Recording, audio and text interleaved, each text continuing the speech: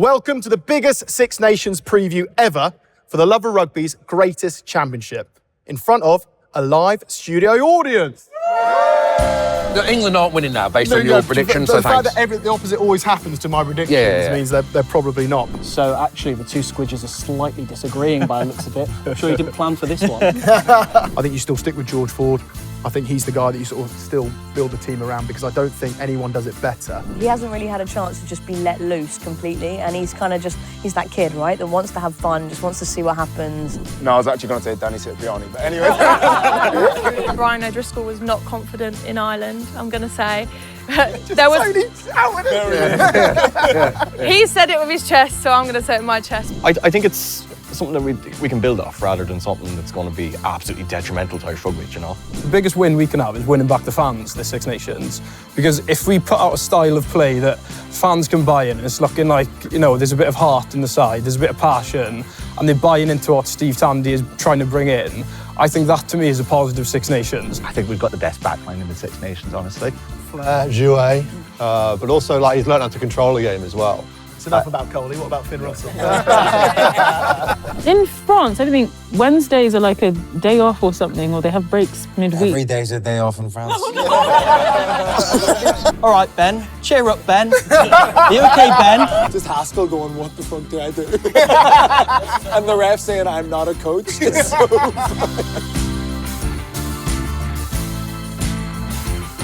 And here we are in the Tesco Whoosh studio, because For the Love of Rugby is presented by Tesco Whoosh. Here to help with snacks, treats and drinks delivered to your door from as little as 20 minutes. Just open up your Tesco app and give Whoosh a go. And like we said, we are joined by a studio audience packed full of rugby creators representing all the home nations. So let's hear it for the England fans. Yay! Welsh fans. Yay! Irish fans. And the Scottish fans. If you're at home, on the train, on your lunch break, we want you to get involved in the comments section. We want you to predict your Six Nations table. I'm Ben Youngs, he's Dan Cole, he's Anthony Watson. 301 England caps between us and 10 Six Nations winners' medals. Right, I'm going to put you on the spot, Ben. Everyone loves your predictions. Because they're never right. Because they're never right, yeah. So straight off the bat, give us your Six Nations table, starting with the wooden spoon. Okay. Will and Robbie. Yeah. Wales are last. Yeah. Nice, get that out there. Yeah. Yeah. Italy, 5th. I've gone for Ireland. Sorry, Jim. In 4th, man. Scotland, 3rd. France are in 2nd. And winning, I'm going for England. I like it. Yep. I don't. No, you've messed it up. You fucked it there. England aren't winning now, based on your prediction, so thanks. The fact that the opposite always happens to my predictions means they're probably not. But I think that England, it'll go to France away, last game of the tournament, and that's where I think, yeah, I'm backing England to do the job. Please don't.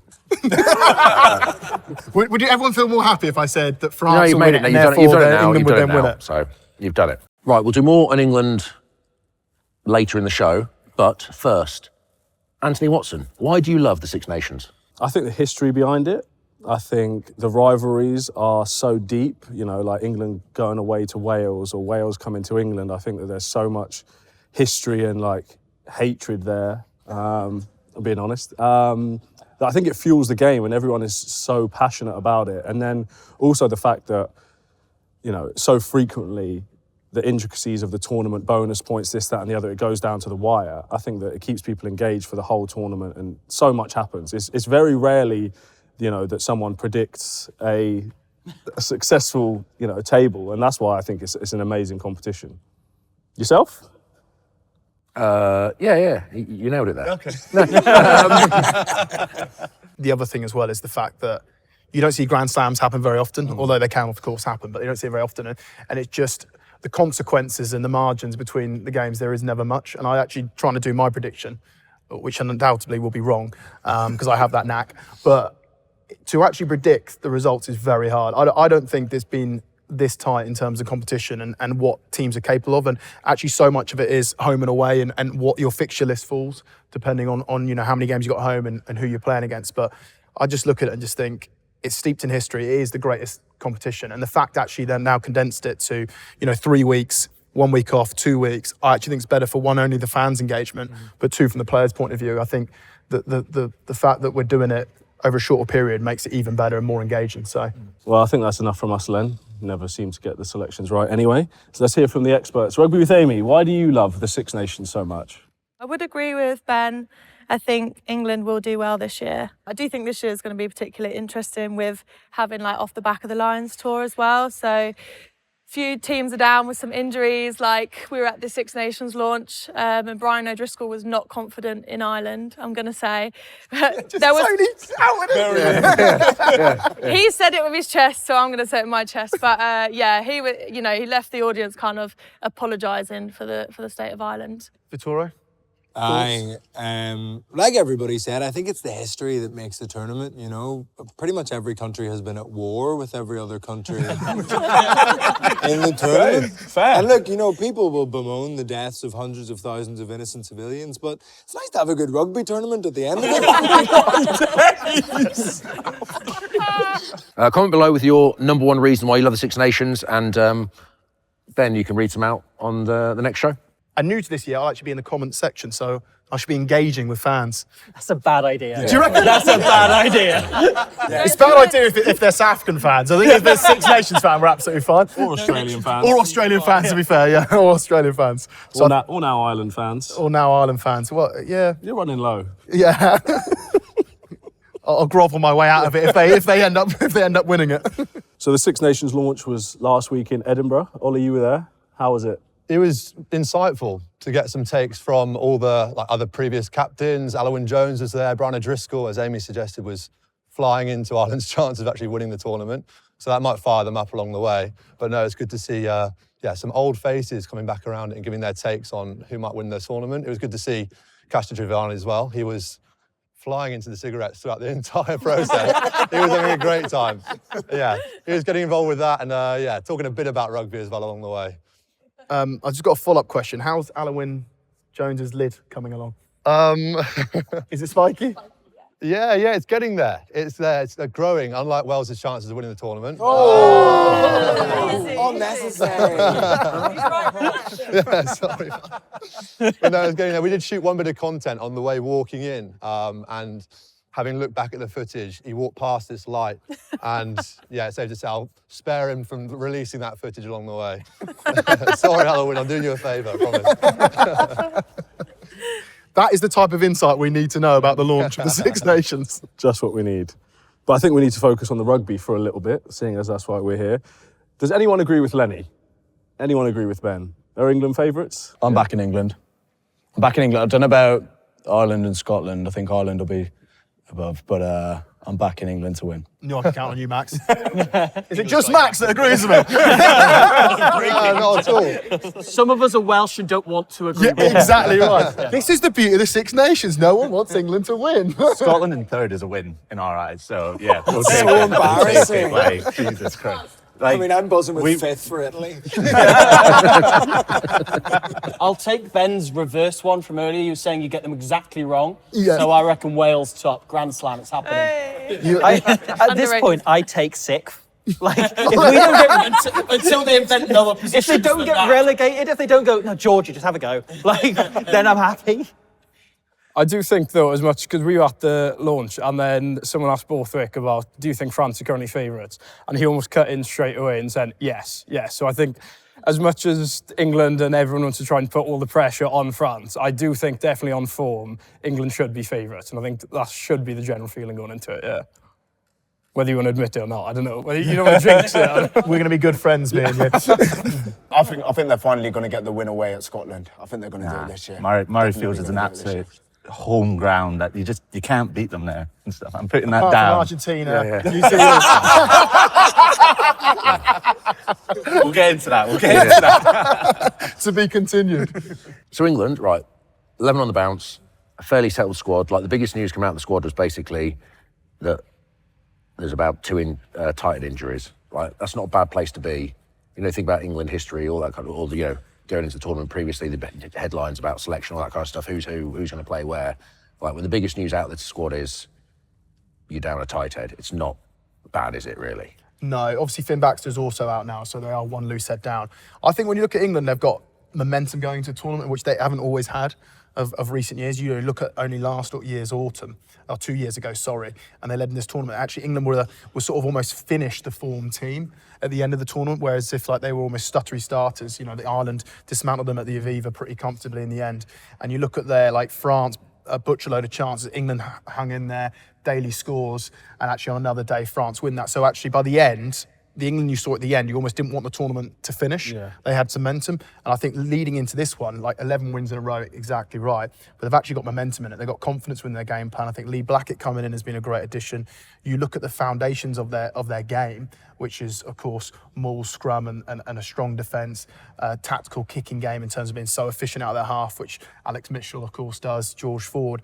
But you actually get beyond that, is one, they're efficient out their half, but what they're starting to turn into is being really clinical within their strike plays. And I think that's where the addition of Lee Blackett's been absolutely brilliant. I think you look at the debate that they've had, very similar to Ireland, it's the 10 debate, isn't it? You know, you've got Finn Smith, who's currently injured, you've got Marcus Smith and Quins have been struggling, you've got George Forde. I think you still stick with George Forde.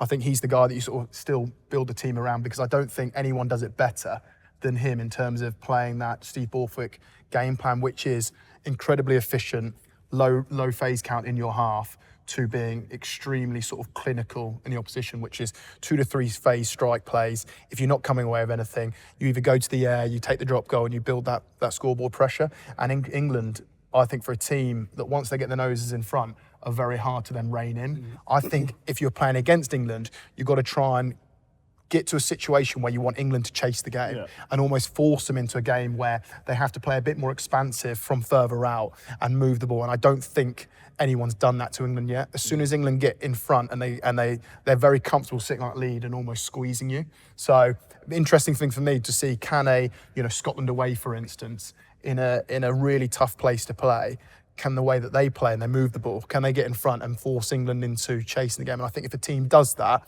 I think that's the bit they'll really get to know about this team a bit more. Yeah, I think the Forde situation is still hotly debated. I think he definitely adds balance to that back line. Right, on that 10 debate, we'll throw it to our guests. For the audio listener, we've actually spared no cash today, and we've gone out and bought paddles. For the audio listener, they are like LEDs linked up to a high-tech computer system, proper voting, a bit like Eurovision, but if you're watching it on video, they're just a pen and a bit of plastic. But anyway, right, if you could vote whether you think Forde will start at 10 for England, or should he start? Should Forde start for England at 10? Please vote now, and then raise your paddles, and there's 5 yeses on this side. Wow. And one no. Oh, two no's. Is that to give Italy a chance, is it? Is that? Yeah, I would just like England to lose. Yeah, fine, fine. Debate about centres. Who do we think there's going to be the centre partnership? What I think and what I want are two very different things. What I want is, I think that Ollie Lawrence at 13 and Max Ajomo at 12. I think that the club combination at centres, when Max hasn't played a great deal of international rugby, will be important, and I think he definitely needs a run at 12. Equally, I think that Ollie might not be in the absolute hottest of form for Bath, but I think where he left off prior to injury in the autumn was elite, and I think he needs a good run at 13 where I think he can impose himself and really influence the game. So that's what I would like to see. What I think he's going to go with is probably Northampton's centre combination, to be honest with you. I think Freeman has looked really good at centre, no debates about that. And I think that, again, the club combination and keeping partnerships consistent, I think that that's where he will end up going. Back row as well. In the autumn, England sort of had 5 or 6 guys, didn't they? Playing in that rotation, obviously. Who do you think is England's back row? Obviously, Tom Curry was coming off the back. He was on the bench in the autumn, but he came off the back of the Lions series and I think was a bit beaten up, but now he's been in good form for Sale. Does he come into that starting rotation? Yeah, I think he does. I think Tom And Curry's... who for? Because you had Sam Underhill played well. Ben Earl was man of the sort of autumn. You had Guy Pepper at 6, didn't you? Yeah. Who offers England something line-out wise and stuff the other guys don't. So what does Curry, or has he become a victim of his own success in regards to him and Pollock coming off the bench had such an impact? I mean, the game's decided often, these test matches decided in the final 20 minutes, that you almost become that bench player. Yeah, I don't think Tom Curry would ever be considered a bench player. He gets through way too much work, and so does Sam Underhill. But through 60, 70 minutes, mate, he gets through more than 90% of other flankers. So I think he comes back in to start. I think, unfortunately, probably for Sam, because he's not going to play 6, is he? But then does Underhill offer you the impact off the bench? I think he does still, to be fair, because Underhill, as much as he's known for his defence and jackling and that stuff, he is brilliant at carrying. And I think his link play has also improved significantly. So I think that he'll still have a massive impact off the bench. But you don't want to rip up the whole back row from the autumn. So I think that one, Curry coming in for Underhill, was on the bench, now starting, I think is probably reasonable suggestion. And then to the front row injuries, because now Finn Baxter's out, so he started in the autumn, and Will Stewart, obviously, Taito was in the rotation. So now Genji starts, so therefore you lose a carrier off the bench, don't you? Like a world-class carrier there. Will Stewart came on and had impact, you missed that. Does then your bench, saying having Curry on the bench, does that keep your bench stronger than it would be if he starts? I see what you're saying. You know what I mean? Because if you start, now you've a couple of injuries down, especially a couple of impact players in. So yeah, does your bench then, do you need more weight in the bench? You're only playing Wales.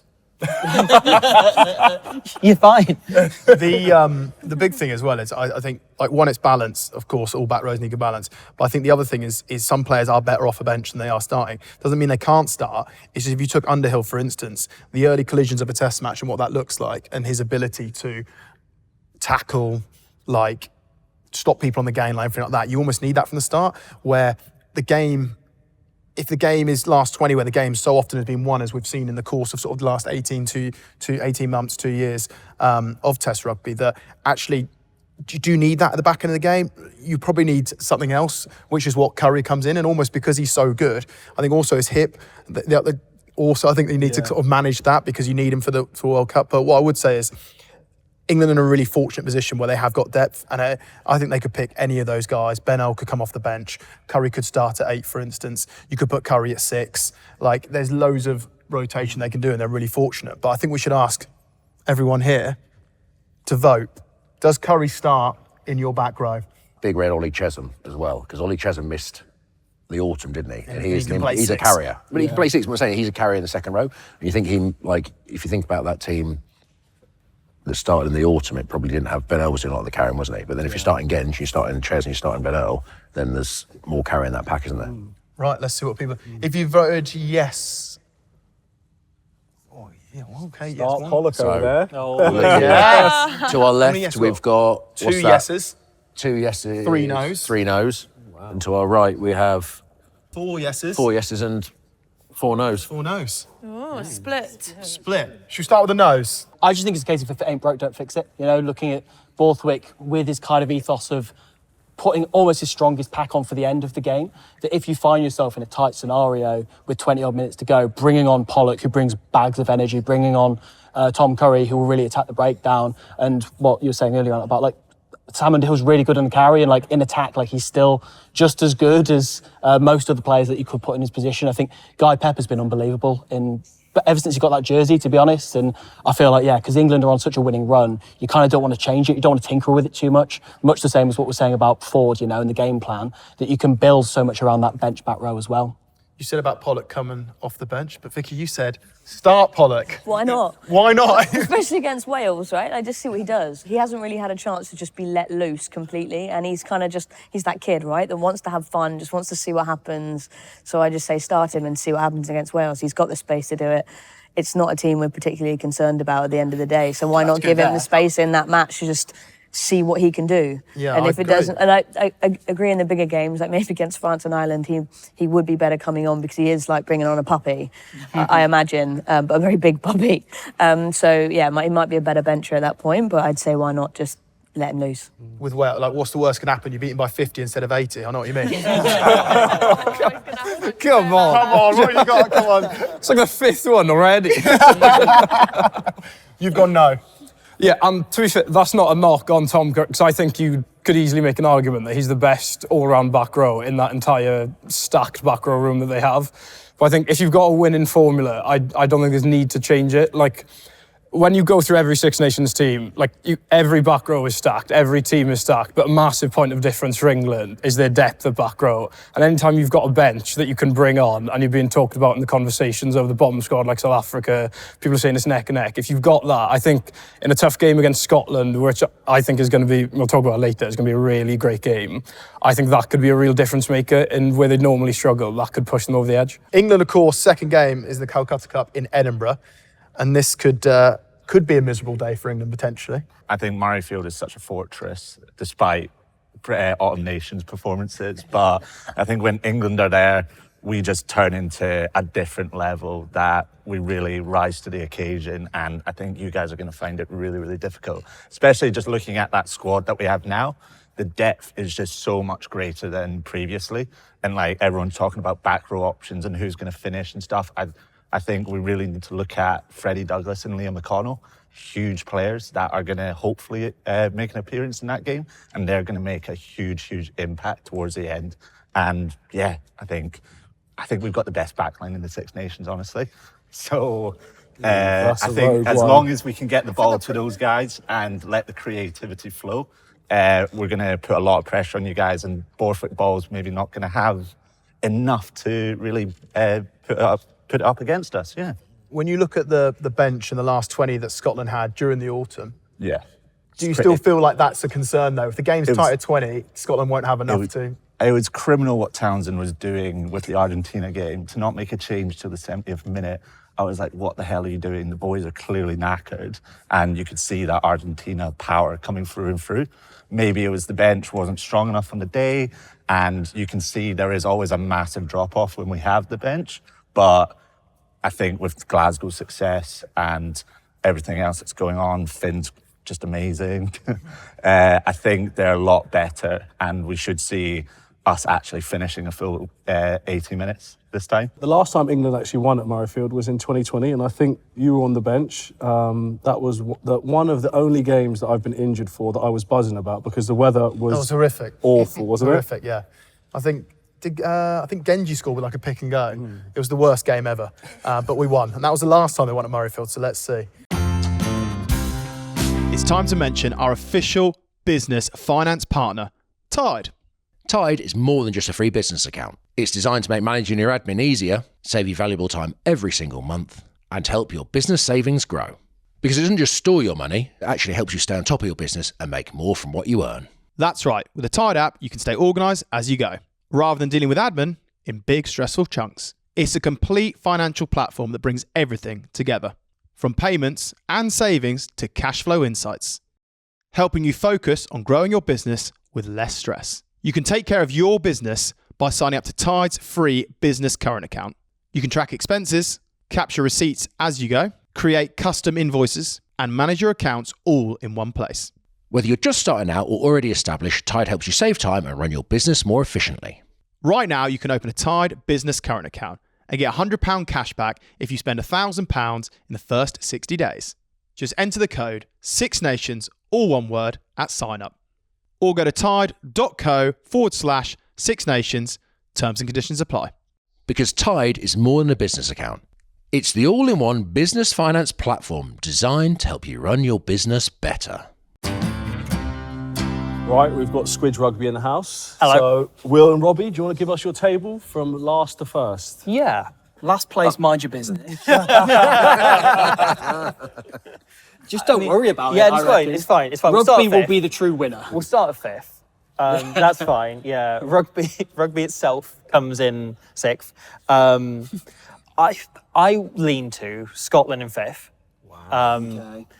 I think just beating England and then being done with it and then going, you know what, lads, good tournament. There we are, heading home.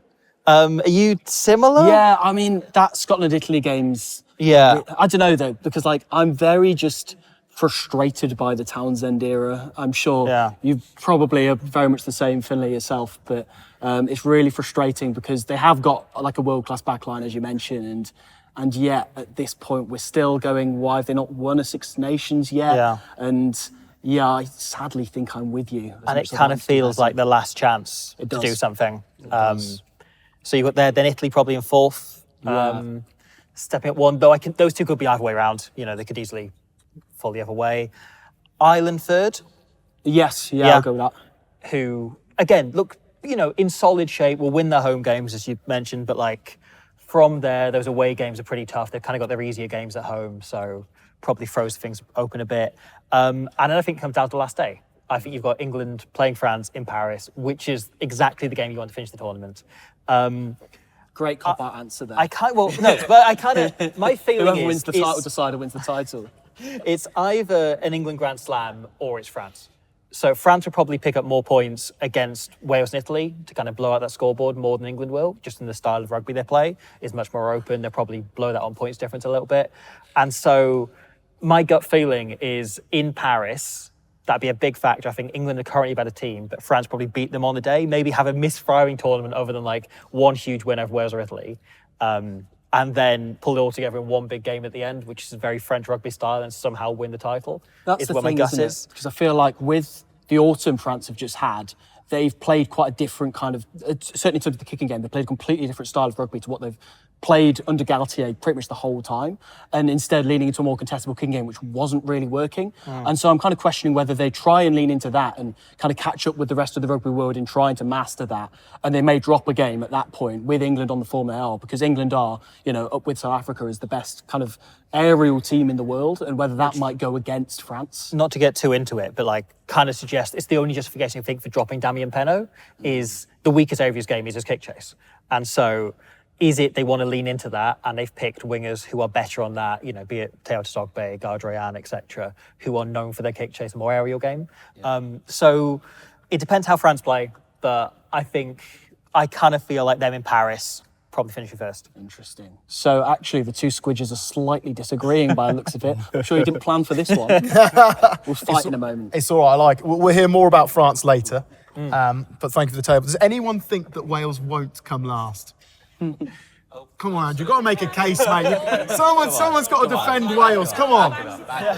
I'll say they won't come last. I think they'll sneak a win against Italy, because it's the it's the final round, the Italy game. I'm pretty sure, and it's in Italy though, isn't it? I feel it's the fortress of Rome. Rome. At home. Is it at home? Yeah. I feel like probably going to get blown away in every other game, and it'll just be one of those games where we just turn up and everything suddenly works. And then there'll be another summer where then we get blown away all over again. But yeah, no, I reckon we can sneak a win against Italy. I've got the confidence. Do you not think you've seen, because I watched Wales throughout the autumn, and actually you could see a team in there that had a lot more identity than anything we've seen for probably about 2 years. How, compared to where this time last year, where's the confidence in Welsh rugby compared to, obviously it's been a tough 12 months, hasn't it? Yeah, but do you think you're at the turning point, or do you see this form? Do you think Wales are now, for the next period of time, 5-6 years, it's going to be that long to rebuild into? Because you think about the generational players Wales have lost over, from your Tippericks to your Biggers to Alan Wynns to that backline, that was one of the best in the world, wasn't it? But you kind of, one way or another, Wales don't have that talent of quality of player at the minute. Do you think that lasts for a period of time? As in, look at how England, the strength of that, look at the French, look at how young their team is. Scotland are obviously going that way. Ireland have got, do you see this period of Welsh rugby lasting for a period of time, or do you think it's... I think Wales are probably a decade off competing for a title. But yeah, I mean, it's the state we're in, right? But I don't think it'll be as bad as it's been for the last few years. I think it would feel like they're turning a bit of a corner, but for the whole WE situation that has been going on has kind of dragged the mood back down. It felt like there was a beginning, certainly at the New Zealand game in the autumn, of light at the end of the tunnel, and then the unions continued to drag things down and end the scandals and nonsense, kind of leading to the mood very much being oh God, we're still doing this, and kind of almost not paying attention to the Six Nations because you're so caught up in the politics of it all. And I think that will have an impact on the play and on the team itself. I think that the Scotland game's also a possibility because like I can see Scotland kind of like beating England, then taking their eye off the ball the following week, going over to Cardiff, where they've only won once in 20 years. So I think that's possible. I think things will be better, and certainly it won't. I said before the autumn at the start of the Tandy era, the main thing I wanted at this campaign was just to finish it not feeling sorry for the players, not feeling like, like you're in this kind of like, God, they couldn't, they're trying their best, but they can't do any more. Like, and I think at the end, like they put in like a very respectable showing, and I think we'll probably see something similar. But is it good enough to compete with where England are, with where France are, with, Ireland and Scotland are? Just want to check, did you watch the Springboks game? Yeah, through, like behind the sofa. Okay. Yeah. Just check. Through my fingers, yeah. Ben, at Counter Right. Come on, mate. Give us something. Like, these Welsh listeners to this, give them something to hold on to. Well, it's like we were saying. If you look at the autumn games, and I was in the stadium for that New Zealand game, there was real hope there. And if you told us before the game, we're going to have 60 minutes where we didn't really believe we could win, but you're in the game and you're putting out performance. I think that to me was a big win. Obviously, there's the glaringly obvious 70-point against South Africa that kind of clouds over it. But I think there are, there's players coming through, and I think they are buying into the Steve Tandy era there. And I think more so than if you look at it in terms of wins and losses, I think you kind of get bogged down with it. The biggest win we can have is winning back the fans, the Six Nations, because if we put out a style of play that fans can buy in, and it's looking like there's a bit of heart in the side, there's a bit of passion, and they're buying into what Steve Tandy is trying to bring in, I think that to me is a positive Six Nations. All that being said, I think we probably will get the wooden spoon. But I think, like I said, it's about performance, it's about building. We are way off, but I think if we put together a good collective Six Nations and put out some good performances, I think that to me is a win in our books. One thing with Wales is obviously they didn't have loads of players that went on the Lions, and that does sometimes make a difference. You look at the certain teams that have had, or certain countries that had a lot of players that went, trying to reproduce that form week in, week out, it's a long old season on the back of a Lions tour. 100%. It's hard. It is hard. I think that, the international games, you generally never struggle to get up for. But I think after a Lions tour, with the amount of games that the boys have played, particularly the English boys, to be honest with you, it is hard. You get to the back end of the Six Nations, sort of round 4, and you're clinging on. So don't underestimate how tough it is to back up performances, when your body's not going to be at 100%. So I think that has to be factored in for sure. It is hard. I think there's also an expectation. If you look at the guys who win the Lions tour, they come off the back of the Lions, they're Lions, and you expect them to be brilliant. And sometimes there's that dip in form, or even their form stays the same, but because you expect them to be even better because they're Lions, it's kind of like they don't perform, so everyone thinks that they're playing badly or that kind of stuff. I think you see that, and probably that affects players as well in regards to, you're expecting of yourself to be brilliant, but you're not. And so it's that balance. So you look at England, look at the England Lions, they're on the bench in the autumn, weren't they? Some of them had sort of stuttery starts to the year in the club season, but I think a lot of those guys have come rounded back into form now and are hitting the Six Nations well. Yeah. Ireland, on the other hand, there's a lot of injuries in their squad. I think it's like 12 or something like that. You see Leinster have been stop-start this year, especially in Europe, which actually I think could be potentially a positive for Ireland in regards to, and Leinster going for the second half of the season, as you kind of got that stutters out the way, and now the squad comes together for a period of time and, it moves forward. So it'd be interesting how Ireland go, especially with all the Lions they've had playing and, Lads, you worried? I wouldn't say worried. A thing Ireland have struggled with in past years is every single Six Nations is we go there to win. We don't take any approach where it's let's bleed in players to try and get them game time. We're going to force to do it this time round. I think Michael Millen is probably going to start at loose head prop, and his only appearance is against Portugal in the summer, which he did win 105-0 or something like that. In fairness, great record. Great record, Not everyone's got that strike rate. The impact it's had on Leinster as well. Like Leinster are missing 7 or 8 players a game that are international class standards. So to come into Six Nations and play France on a Thursday night, a daunting experience. You'd rather play the likes of Wales and whatnot, but we'll get through it. And I think it's something that we can build off rather than something that's going to be absolutely detrimental to Irish rugby, Yeah, I think similar. I think the injuries will force us to bring players through, which we are really bad at. We have this obsession. I think because we have always been viewed as contenders for the tournament, we've always felt obliged to just play the best team no matter what, and not having that eye on the future and not having that eye on building the other provinces, really. There's been such a Leinster bias like in the Ireland squad. I mean, like, they're like literally just in terms. Stealing their players. Yeah, but in terms of numbers, like, so I'm excited to see a few more Ulster players in there, and I have a sneaking suspicion that Jacob Stockdale is going to have an absolute belter of a tournament, like in the way that we haven't seen since he sort of had a spate of injuries, like, because he was unplayable for a couple of years there, and you just think if he can find that again, you say we've had loads of injuries, but if you look at the sort of spine of the team, there's some unbelievable players in there, and having props is overrated, I think. He obviously had that amazing tournament, wasn't it? I think it was 2018, because they came to Twickenham, didn't they? And they won. And I can't remember what happened, but a high ball went up, and then we thought the guy was going to secure it, but I can't remember who it was. And he basically he like chested it or headed it, and anyway, they jumped up and scored it. Was a it. knock on, mate. I'm actually still fuming about that. The best thing about that game was Twickenham ground staffer, I don't know if it was Ed Jones at the time, extended the dead ball line. Correct. Which led to Jacob Stockdale scoring the chip over the top. Which was a cracker. And I still can't remember who went up for the high ball, but Gary Ringo's definitely got it down. And I tore my Achilles that game, so I hate to bring it down on it, but thanks, mate, for bringing it Yeah, no worries. So I leave now. But your Achilles was all right when you went up for that ball, right? Kind of. From an Irish perspective, would you take almost a bit of short-term pain to put yourselves in position in 27 World Cup? Yeah, because I To think, get out of the like, quarterfinal. in a way, it feels like we've had our moments in the Six Nations that I can sort of look back on and be like, we've had Grand Slams, we've won it, we've had like those incredible teams. But for Ireland, I think in terms of international rugby, it's like this World Cup thing that's hanging over us that we just never show up and we never show up. I think that has to be the priority for us. And yeah, sure, maybe it's like third or fourth in the Six Nations. Like, you kind of, like, I would take that if it means we finally get it together for a World Cup. Get past the quarter-final. Shut up.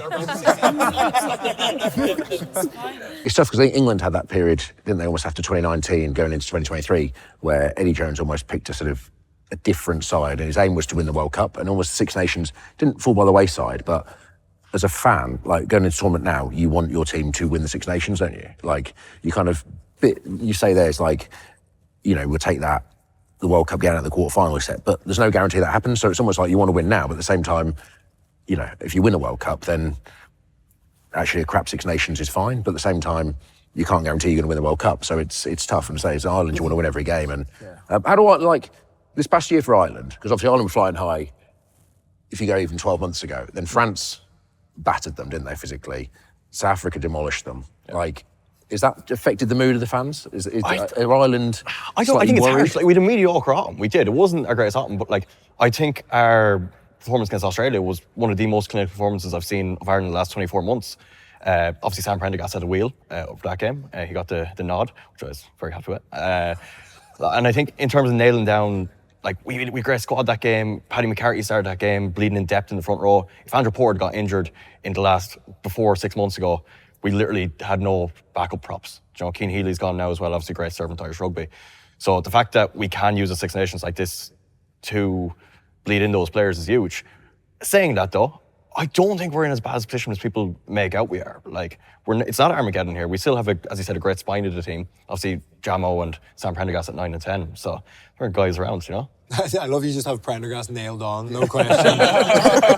We need to start pushing agendas here. Who would you have? Would you have Prendergast? Harry Byrne all day. He's a I haven't spent the last bastard. 18 months defending Prendergast for Harry Byrne to come around. Like, it was Jack and Sam, and I'm there defending Sam Prendergast in every thread on Twitter. Harry Byrne!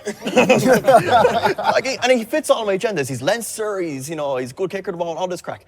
You know, I've nothing to hate against him, but it's just like, you know, I haven't done all this work for no reason. I think with Ireland, like, actually, so this might be a bit of a blessing in disguise, where you're forced to give exposure to certain players. You find out a bit of your squad depth. Also, Andy Farrell, like, he's an amazing coach. He's come back off the back of the lines and all this, and actually, it probably involves him as a coach as well, having to deal with this situation. So I think actually, from an Irish perspective, I think might be a bit of short-term pain, but actually, I think it will benefit from them because they've had such a settled squad. They've still got amazing players. You say Gibson Park, Doris, one of the best back rowers in the world. So there's no doubt they've got that. And I think actually, you know, maybe in 12 months' time, we look and think actually that was quite good. They went through that, and actually you've unearthed some players. So yeah, I don't think it's the most unreal take as well to say that we could scrape a win in Paris on Thursday night. Like, You know, and I think that leaves us with a 4 out of 5 win Six Nations, which most years wins you the Six Nations. I wouldn't say that's like the most ridiculous thing of all time. I don't think we will, in fairness, but man can dream. You know? For the Love of Rugby, presented by Tesco Whoosh. If you're watching the game at home, open up your Tesco app an hour before because delivery times range from 20 minutes to 60 minutes. France versus Ireland is on Thursday night, so before the game, I'll order the snacks to watch them from home. What are we going for, Len? What are you ordering? Crisp dip, chocolate, just nibbles, nuts, I don't know. No carrots, no healthy snacks? Hummus on the side that won't be opened. So the Six Nations starts on a Thursday night in Paris this year. So what are our thoughts on that? Max, will you be training, mate, on Thursday nights? Yeah, we'll be training. Surely this is an inconvenience, this kick-off to you then? No, we'll finish early. Watch it in the clubhouse. Training, yeah, then straight, get some food in the club. Thursday's a steak night, so we'll have one of them. What club you've got there? No. We have to pay for them. It's like it's an external. So yeah, training, steak, and a few beers, and then we'll watch Ireland lose. So. Liz, your thoughts on Thursday night rugby? Do you think Six Nations should continue this Thursday night? I mean, in France, I think Wednesdays are like a day off or something, or they have breaks midweek. Every day's a day off in France. One thing I'd say though, if you are one of the teams that are playing, obviously Ireland and France, if you were in that, that doesn't put you it gives you very short time to get your game plan ready and get everyone set and everything like that. Like your window to actually perform at Thursday, you've hardly got any training sessions. Yeah, but the teams meet up the week before. And also, they then have more recovery time going into the round after, so it's... Do they not just start a day earlier of like the training stuff? No. It would make sense to do that, but no, it doesn't work like that. Sounds like, nah. No, I didn't think about that. No. Lent, so I'm unavailable. Faz wants me in a day earlier because kickoff's on a Thursday. But like, it's interesting to see what they do. I do think that actually it may help Ireland because France will be a little bit undercooked, and obviously a lot of them know the Irish system very, very well compared to the French system. But then equally, if France win that, then I think we'll start looking at England to that last game. It puts them in a good spot. So, yeah, I don't know. If there's one city and country that can do a Thursday night game right, though, it's going to be France. Yeah. You know what I mean? If you're going to think under the lights anywhere, France is, they can do evening rugby. Well, we'll be recording straight after the France-Ireland game on Thursday night. So we'll have our reaction episode for you by Friday morning. Only 38% of you have subscribed, which is not good enough. So hit the subscribe button if you can. Right, we'll do a deep dive into France. But before we start... Yeah, Winnie Antonio, the iconic French tight end, has had to withdraw. I think he's retired from rugby. Believes in hospital with a cardiac issue. So obviously we wish him all the best and your health comes first. But yeah, massive news out of the French camp. He's been a talisman for that French team. Like La Rochelle's played over 300 games for him, captained them, playing the second row for them. And I think, that will be a massive blow to the French team. But first and foremost, it's about him and his health and his family and all that kind of stuff. So, you want to make him have a full recovery first, and then rugby is one of those things that comes second after that. Well said, Coley. Vicky, you're obviously going on the Saturday night for the last game, but what's going on in the French camp at the moment? What are the main headlines? I suppose the main thing's obviously Dupont is back, but he's been kind of back a little while now, but he's not necessarily been as consistent at club level as we'd like to see him going into a sort of a championship. But I think that then puts into question where you put Jalabert, right? Because they don't play well together, which is a weird combination, but I assume because they're almost too creative. Like, nobody's going to know what the 9 and 10 are doing at any moment. Probably doesn't settle the team particularly well around them. So where do you put him? Like, on the wing or at full-back or something? I don't know. But, it's probably a bit of a question around what you're going to do with your 10 for France when your best 10, you cannot play at 10. And then, obviously, they've got loads of players they haven't even selected. Penaud got turned by Pollock twice in a European match, so he's out. Who else is out? Ficou's out, 98 caps as well.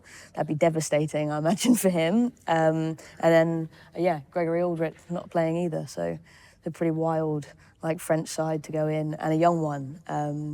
11 of 17 backs have 10 caps or fewer, which is quite a questionable way to go into a tournament you consider you're going to win a couple of big games at home, you're not going to win against England at home. I want a great night out in Paris.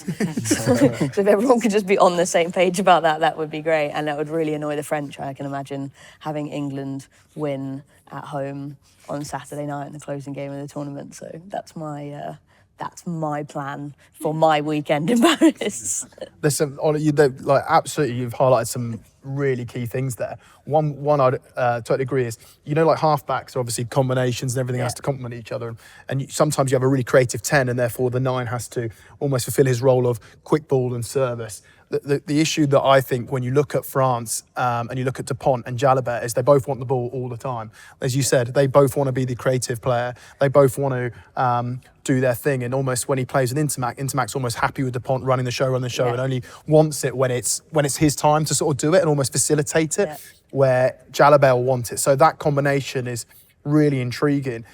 I dare say if they do actually get it right, it will be frightening. Could be. The big thing is they're yet to sort of get it right. It's like whose ego is going to let it go. You have to know when it's your moment and when it's someone else's. And if they can't settle that and they're both crying for that moment, then it's never going to settle, never going to work. When actually, if they just worked it out, sit them in a room, lock them in the room, and you're not allowed out until you have made friends and you can play together. Pretty simple. You do it with most kids, so do it with them. That comes with time, though. But it'd also be interesting if the dynamics change, because Dupont's World Player of the Year, best player in the world. He's coming off an ACL injury. He's not the Dupont. We've seen flashes, haven't we? But he's not the Dupont we've known from, say, 12 months ago. Jalibert's won a European Cup. He stepped forward with that Bordeaux team. Like, he's got probably Deportier is going to start, LWB is going to start, you know what I mean? So there's more sort of Bordeaux guys around him. So it'd be interesting, the dynamics of that. The fact they've been thrown together, they have to play together in some regards, where that dynamic changes in regards to, it's always been Dupont and Jalibert, whether that actually balances out now with a bit more Jalibert and Dupont or something. And also, you look at how Saracens, when they beat Toulouse, went so hard on Dupont and shut down everything around that 9 channel. And Jalibert would love that, right? Like, if everyone's going hard on the 9, that opens up more space elsewhere. You only have so much space on a rugby pitch. So does it actually lead to, maybe they're not the most cohesive pairing, but actually it creates some space elsewhere that perhaps Untermac isn't necessarily looking for if he's trying to facilitate Dupont being at his best? Exactly right, because if they gel and it does work, then actually the threat is huge. Because the firepower they got out wide and everything like that, they've got the power, but can they actually understand each other to a level of, like, get some momentum, now I want it and now I can unleash and do that. So it's going to be intriguing. I've got to ask about Penno. What's your thought on that? Absolutely criminal. Honestly, I think it's just outrageous. I think he's France's top Six Nations try scorer. Yeah. And I do think to leave him out makes absolutely no sense. Especially when, they've got some good other wingers, but in my opinion, none to the level of Damien Penaud. None as proven as him. And I think when it's to do with something, and I'm not making out like kick chase isn't a serious part of the game, but when it's something as minor as that, with everything else he brings to the game, I just think it's very harsh. I think, if you spoke to him about his kick chase, I think you'd get a reaction, maybe. Maybe they have, maybe they haven't. He hasn't been brilliant for Bordeaux, though. He's fannied around in Europe, hasn't he? Like, there's certain times when he could have scored tries, he's like flicking it inside. Yeah. And part of me loves that, because that's just so out there as a character. But if you're a French team and you're building, and you've got someone going rogue who's just trying to get assists rather than scoring, do you not think there's potential there to actually go, like Teo Sogbo's been brilliant for, hasn't he? When he's come in and he scored tries, and it's like, we've got a guy here who's going to push you. Actually, we can bring Penaud back in at some point, and we know it's going to be good to go. And if his nose out of joint, so what? I just think out of the squad entirely is what's unnecessary. Like, whether he's in the squad and maybe he comes off the bench, or it doesn't start, or he's not involved in a couple of games. Right. Here's a theory that's just come to me. Jalibert, Penaud, right? They both had their issues, didn't they, with the coach previously? Yeah, if you magically move one of them out the squad, does that sort of mean Jalibert sits more in line with what you want? Potentially. Are you saying that the trouble? I'm not saying anything, but there was a previous issue, wasn't there? Was it the Six Nations where basically there was he refused to sit on the bench, and then he went back, didn't he? And then Penaud went, and it all it got a bit messy. It's a bit French. Got a bit French. Got very French. Yeah, it got very French. Have you ever been dropped, Ant, for not kick chase, or a part of the game where you're like, yeah, but look at the other stuff? Yes. We're in a safe space, mate. I'm trying to think. I think I've been dropped for my aerial stuff, yeah, not being as good in that as I can be, and yeah, I do think that. It's that Ireland game again, isn't it? It's coming back. Thanks, mate. Keep reliving these dark days. The spiral bomb from George Forde. Oh, you see, they just keep bringing up all these dark days. We're playing at Leicester versus Bath and Forde. We're on the Six Nations, mate. We don't need that. Thanks for that. And dropped about 5 high balls off Forde. I'll take 5. I think it's more like 8. Is it true you went to Forde afterwards? I thought we were mates. But I think, I think it depends what you want as a coach. My standing on back 3 players is that, I want to see wingers who just create stuff out of nothing, who are X-factor players. And I think that Damien Penaud is one of those. So I think that being dropped for, a part of your game that isn't what makes you, for me, it doesn't sit well with me. I think it's crazy that he's not in. I really do. I think he's a game breaker. He's someone that can create something out of nothing. And he might have the odd moment where he might give the opposition an opportunity in. But for me, what he brings, it outweighs all that. I think when you look at France as a whole, they're always that great unknown. But we should know by now is actually they've got huge depth. They have still got some of the best players in the world. Like you look at LBB and what he can do. As you say, if the Jalabert and Dupont, if it does spark, if it does work, that is frightening in terms of half-back. They're always going to have that power up front that can win collisions and win speed of ball. So I think France is... I think I'll learn a lot more after that first game on the Thursday night. And if it's a French display of similar to what we saw against Ireland last year, then I think, yeah. I'm going in waves of confidence here. Yeah, exactly. then it could be a long one. Oh yeah, then they just give the ball to BMG. Thinking about a squad and Gautier and stuff like that is, if one of your starting guys go down, like Portier or Mofana, you can bring Gelfiku in and he can start and he can play and he'll be brilliant. Whereas actually having him in the squad for 6 weeks, where he's probably great in that squad environment, but actually what is that best for him in regards to just have him training? Whereas actually you can have a young guy who's 20, 21 years old, who's got 0 caps or 3 caps over it, and go look, 6 weeks I get exposure to you, see you in the squad environment, see if you can survive in this environment if we want to go to World Cup. Whereas I know Figu can do that, so actually, you know what I mean? You hold the tackle bag, Gail, you look after yourself, and it's that kind of balance that I think that's what sometimes you have to think of.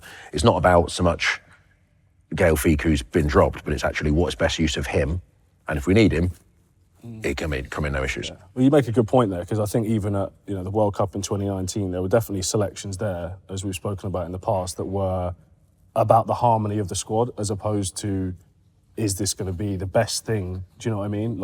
As in, is that the best player? If he's not going to play, is he going to be detrimental to the squad? So I think it does play a factor that we've glossed over a little bit.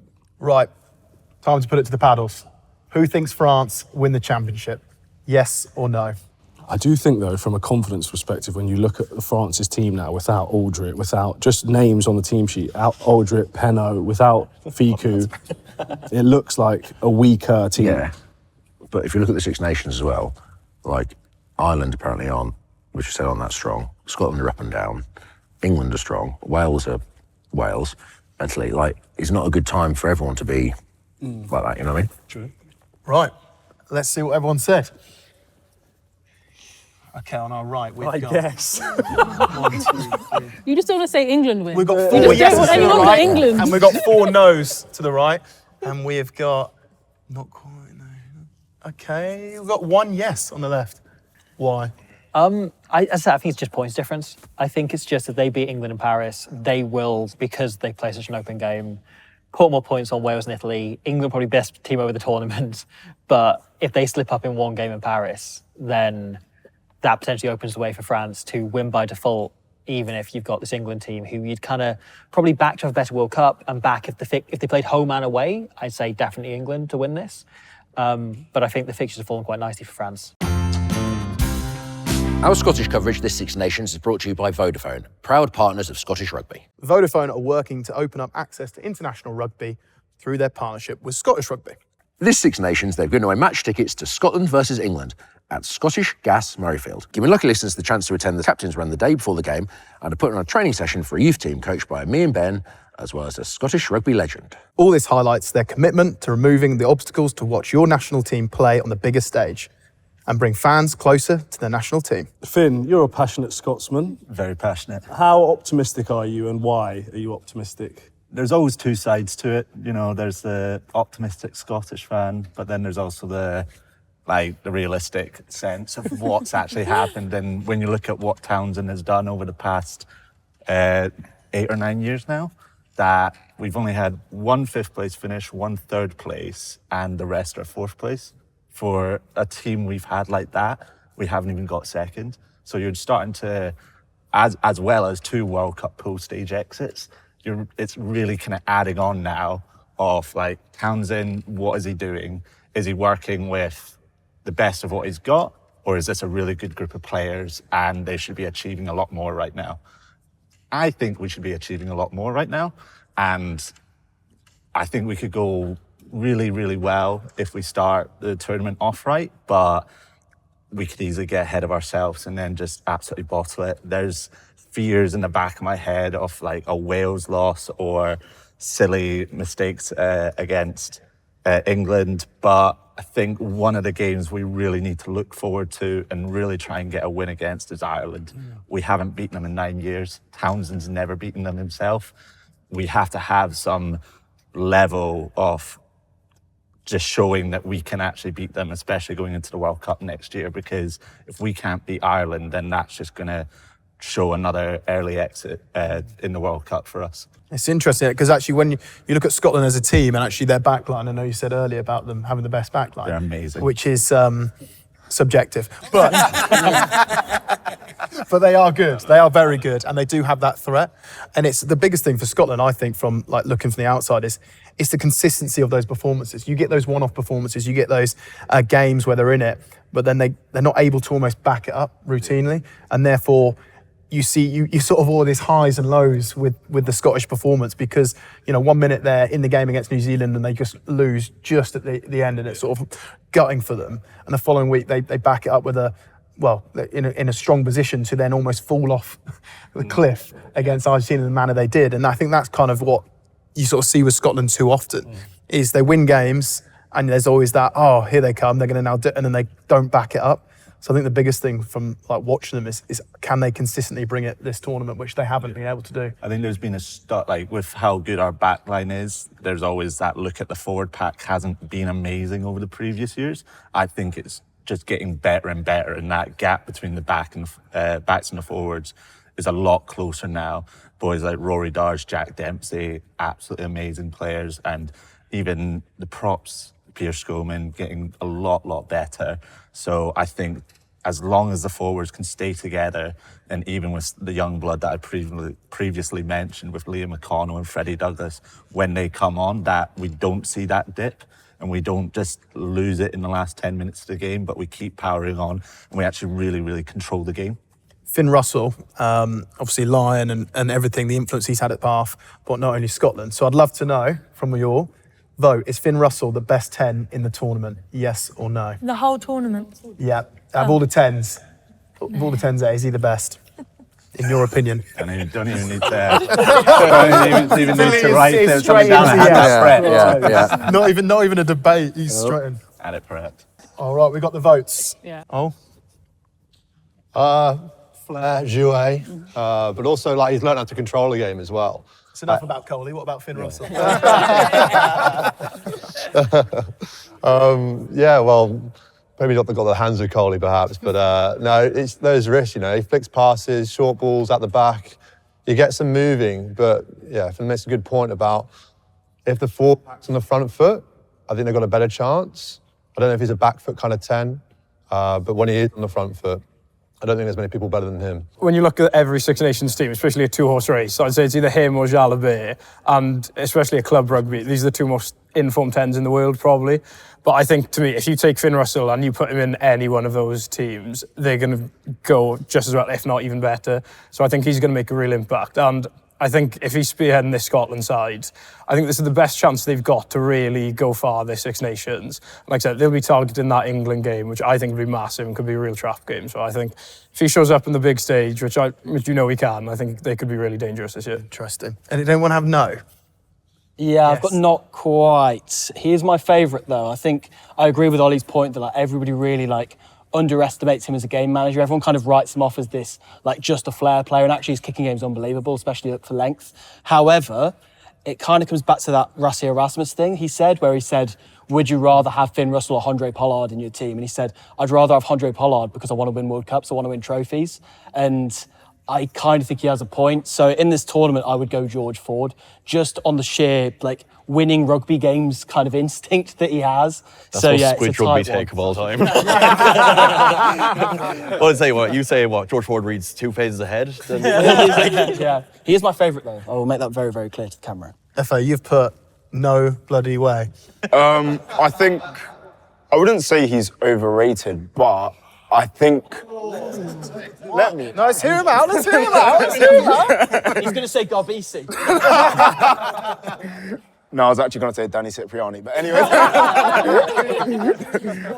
No, I think that for the pedigree that he's been given, I don't think he has much to show at an international level, in my honest opinion, in comparison to his other 10 counterparts. But he's in the Scotland team, like, so it's going to be harder. Still, that Scotland team apparently have the best back line in the world, so... I actually think if he was playing for England, we wouldn't even be questioning that England would be winning the championship and we'd have a Bath midfield. But obviously he's Scottish, so that can't happen. But I think he is good enough. He just may not be in the right team to get the accolades he potentially deserves. Sorry. Well, it's very interesting. Let's know your opinion. So you can blame his teammates. Comment below. Let us know what you think. Is Finn Russell the best 10 in the tournament? Right, you swap Forde and Finn Russell. Right? Does Forde make Scotland better? And does Finn make England better? Yes. I don't think Finn. Do you makes, think? I don't think Finn makes England better. I would agree. Yeah, I don't think the way that England are playing, I don't think Finn makes England better. I think Finn is doing the most with what he can do in the way that the style that Scotland are playing. I don't think a structured 10 would be, or a really structured 10 would work well for Scotland. And yeah, I think they're actually both better off in the teams that they're currently in. I'd agree in the way that it's the system that they're down to. I don't think he would be able to express himself to that level, but I think Finn Russell in that Scotland squad just elevates it so much, which is then another problem that he's then going to be a main target in every single game. So if he gets taken out, bad hit, and he has to go off injured, how do we react to that and how do we respond? I don't think we've got players in that fly half position that can keep that game to the same level that we do. Right, enough about Finn Russell because he got my mate Sinbind in the Premiership final. So let's move on. Fuck Finn. Thanks to our friends at Vodafone, proud partner of Scottish Rugby. We've actually been in Scotland camp and we met Rory Darge and Carl Stein. And if you're a Scottish fan, it's a real treat. It's 50 minutes of nothing but Scotland, all right? So make sure you check it out, Finley. I'm looking at you, mate, all right? It's a deep dive into all about Scottish rugby with those two guests, so check it out. Check it out. We won the Calcutta Cup here and swapped Underhill after, who I think is obviously like unreal. Really, really think he's a great 7. So yeah, it was cool to swap with him after. So that's the one you could think of, was it? Yeah. For just randomly, it was the Calcutta Cup. Just off the top of my head, Calcutta Cup beating England. Well, yeah, I'll probably think of a better one later on. Yeah. All right, all right. Yeah. Were you playing that? Yeah, that's why they lost. It's everyone's favourite time of the year, the Six Nations. So I want to talk about Six Nations' favourite memories. So get in the comments below, of course, and we'll read out some of the best answers on Friday. But I want to hear from you guys. Favourite Six Nations memories? What springs to mind? I remember years ago, my first ever Six Nations game was 2010. I don't know who was playing, but went to I think it was Ireland, Italy in the Aviva. And my dad turned around to me and he said, come on, someone's after getting injured. I think it was, I'm going to say O'Gara at the time. Before the game, my dad said, go on, bring your boots and bring your shorts and whatnot and wear the jersey just in case they need players. I stood there in the stands with a ball, looking on, Dad, will they bring me on, bring me on? He started pissing himself at me the whole time. Will they bring me on? He stood there laughing at me the whole game and just calling me a little bollocks. Yeah, so. That is your favourite memory? That was my first game as well. You've been absolutely stitched up. Yeah. Who else got a favourite memory? 16th of March 2013, Wales played we against go. England at the Principality Stadium. And the final score was, it was 30 points to 3. I've got a really vivid memory because we watched that together, didn't we, Robbie? We're brothers, if you didn't know. And I've got a really good memory of a certain England player stood on the pitch and the camera being dead down his face, and he looked miserable, right? And Robbie next to me just at the screen went, "All right, Ben, cheer up, Ben. Are you okay, Ben?" You bastard, Robin. You bastard. Ben Youngs, I've stitched you up there, mate. And what's your favourite Six Nations memory? That high ball, maybe? Oh, yeah. Now I got these guys on it as well. It's got to be the 2016 Grand Slam, innit? Doing that with you two the night out after as well was relatively interesting. I think you were in a hole. Vaguely remember you swapping a bottle for a few darts. I don't know if you remember that, yeah? Yeah. Mr. Professional over here. And Jack Noel was on a spinning table in the middle of the nightclub in pretty much just his trousers. But yeah, it was a great night. And that's got to be my favourite Six Nations memory. The thing I remember about that night is, do you know Henry Tuolangi? So he obviously played at Perpignan, played at Leicester, one of the Tuolangi brothers, who's like taller if he lays on his side, like he's a cube, like he's massive. And Manu brought him out after that French game, and he happened to position himself by the buckets of beer and alcohol and everything like that. And you almost felt like you had to ask permission, having just won the tournament. Henry, you're right if I just grab a beer, mate? I get that like they're all his. It's like the most intimidating man in the world. Right, I've obviously put my neck out and said about the table and who's going to win. Ant and Coley, it's your turn. Coley, do you want to do the honours or do you want me to go? Right, 6th, Wales. 5. No, we'll do. Do you you agree? want to do our own? Together? Yeah, I completely agree. Right, with No, you. mate, there's no debate there. Oh yeah, sorry. Yeah, No, we 5th don't I'd need to say. argue about So that we're both going 6th. Wales in 6th. Yeah. 5th, Italy. I'm not going Italy 5th. Okay. No, I'm going Scotland 5th. Oh, you're killing me. You're killing me, man. But with that result, you might get long-term what you want. Long-term success. 4th? Italy.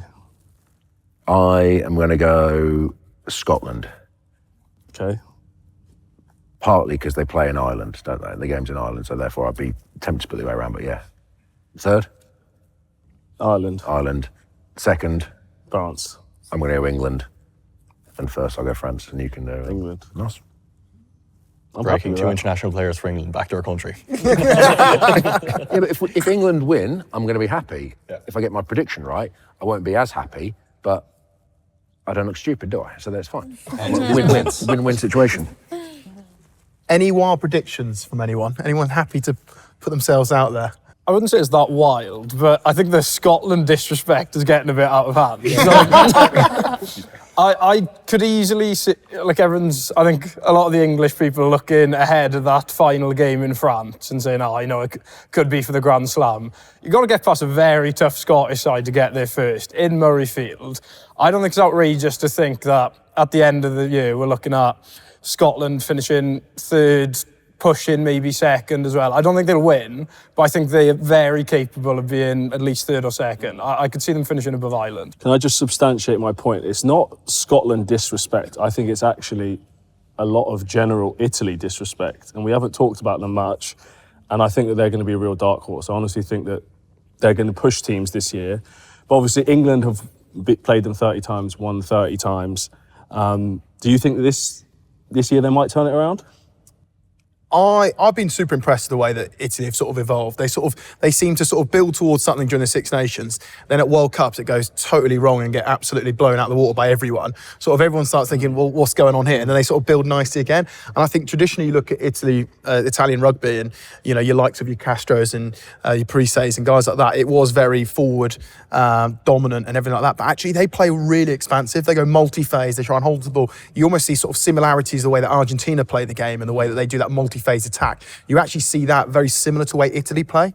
So do not be surprised if Italy are in the game. Do not be surprised if Italy win some matches. I think the Italian team that you're seeing now are on this curve of they've got tries in them. Like they will move the ball, create opportunity. So I think that I wouldn't be surprised to say if I saw in Italy get a result against a Scotland or an Ireland, or even push England all the way. And at some point, mate, they will get a result against them, because the way that they play, they open up the game.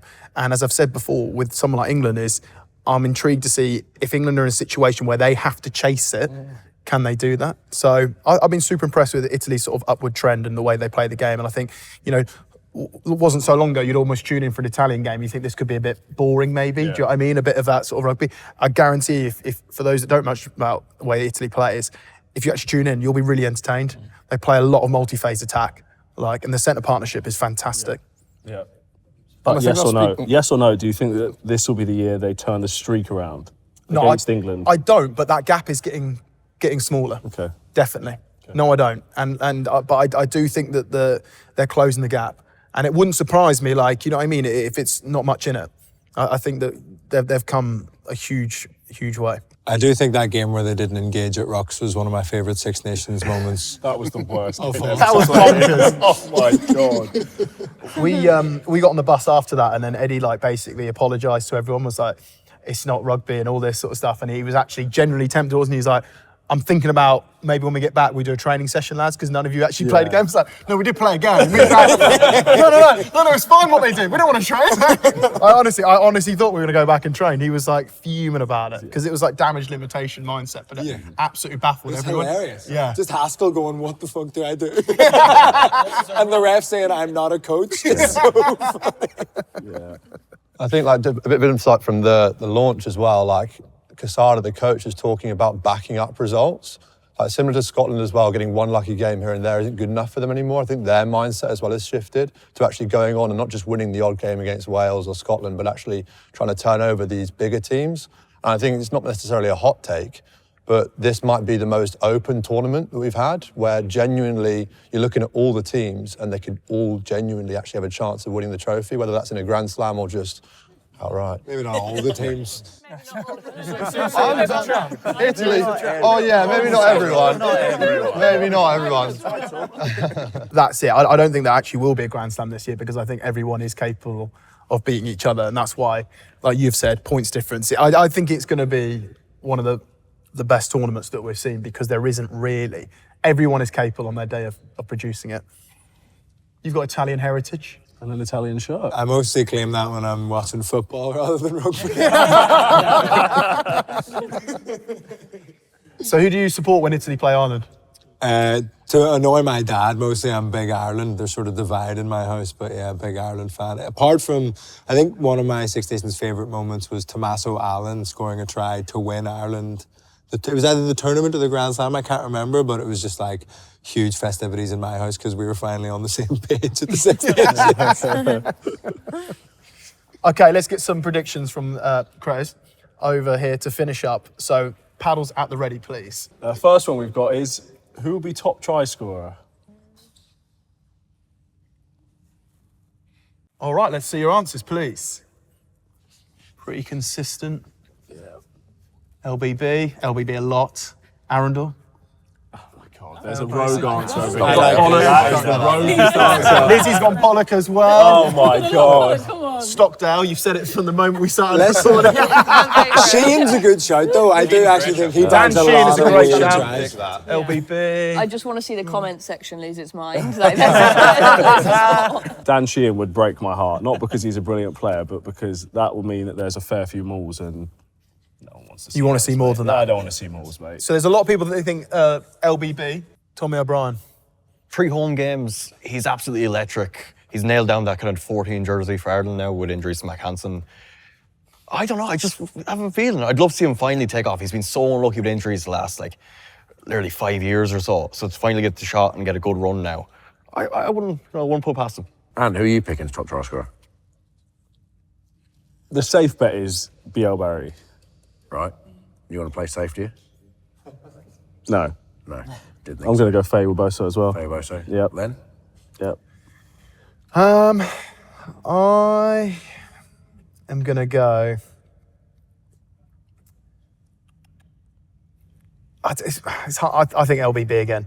I think it's hard to ignore his talents and his pace. So LBB. Tommy Freeman's the guy. Right. Sure. All right, final question for the paddles. Player of the tournament. Who do you think is going to be player of the tournament? Ready. Obscure Welshman. Here we go. That's it. Obscure Welshman, Antoine Dupont. Yeah. Rex. Right, yes. Rex to beat Dupont on the fan vote. Yeah. It'll be all of the South Africans who don't rate Dupont will like rig the fan vote to get Nacho Rex to the top of the table. Miafu, Pollock, George Forde / Henry Pollock, Dupont, Benel, Jalabert, Pepper, George Forde. All right, that's It's quite a mix, isn't it? quite a mix, yeah. Fair shout, actually. Right, well, we can't wait for it all to happen. And of course, it kicks off on Thursday evening with France versus Ireland, and the kickoff is at 8:10. For the Love of Rugby is presented by Tesco Whoosh. Whenever you need it most, Whoosh is here to help with groceries and more. Delivered to your door from as little as 20 minutes. Just open up your Tesco app and give Whoosh a go. Thank you to everyone that's joined us today in Tesco Whoosh Studios. And I think we should do another episode. So if you're all happy to hang around, we'll do another one. A lot less enthusiastic. We'll just cut that. For the Love of Rugby.